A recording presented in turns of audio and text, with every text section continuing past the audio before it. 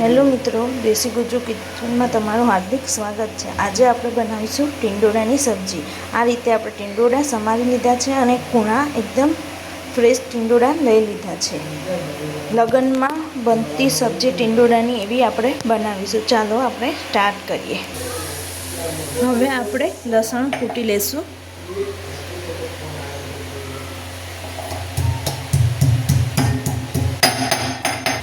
આપણે એક પેન મૂકી દીધું છે અને ગેસ ઓન કરી દીધો છે। હવે તેમાં આપણે તેલ એડ કરીશું।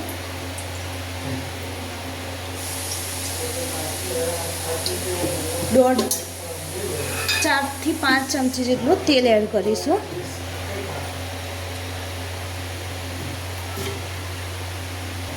આપણું તેલ ગરમ થઈ ગયું છે। હવે તેમાં આપણે રાઈ એડ કરી દઈશું। થોડે તમાલપત્ર એડ કરી દઈશું। થોડું જીરું એડ કરી દઈશું અને અડધી ચમચી જેટલી હિંગ અને આપણે લસણ એડ કરી દઈશું। હવે આપણે તેમાં ગિલોળી સમારેલી એડ કરી દઈશું અને મિક્સ કરી દઈશું આ રીતે।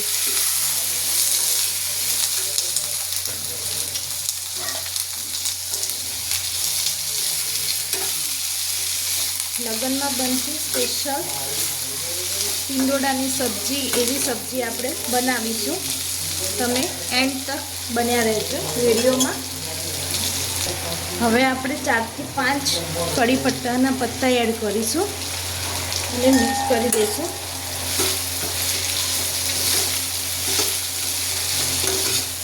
તમે જો આ રીતે બનાવશો તો લગ્ન જેવી સ્પેશિયલ ટીંડોળાની સબ્જી બનશે।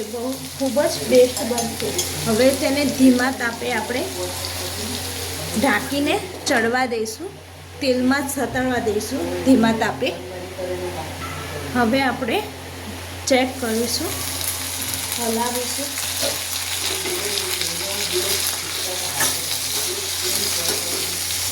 હવે આપણે તેમાં મસાલા એડ કરીશું।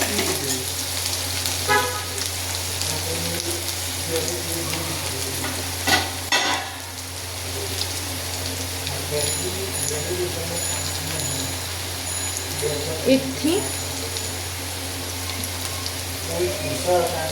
2 ચમચી જેટલું લાલ મરચું, સ્વાદ અનુસાર મીઠું,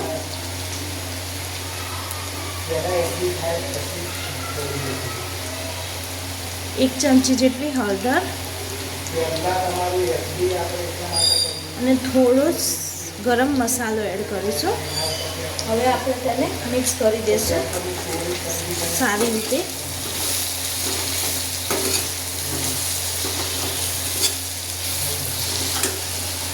હવે આપણે તેને પાણી એડ કરીશું। વધારે એડ નહીં કરું, થોડું જ એડ કરીશું, 1 કપ જેટલું। હવે તેને આપણે ધીમા તાપે ચડવા દઈશું, જેથી આપણી સબ્જી લગ્નમાં બનતી હોય, લગ્ન પ્રસંગમાં બેસ્ટ બનતી હોય એવી જ બનશે સ્વાદમાં। હવે આપણે તેને ચડવા દઈશું। હવે આપણે ચેક કરીશું, વચ્ચે આપણે ચેક કરતા પણ રહીશું।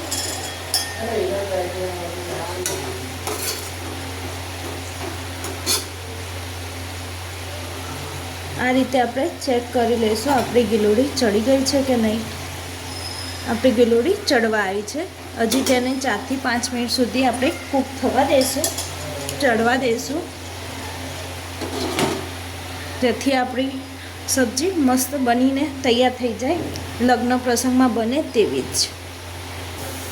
આપણે 4 થી 5 મિનિટ પાછું કૂક કરી દીધું હતું અને તમે જોઈ શકો છો આપણી સબ્જી બનીને તૈયાર થઈ ગઈ છે। હવે આપણે ગેસને બંધ કરી દઈશું।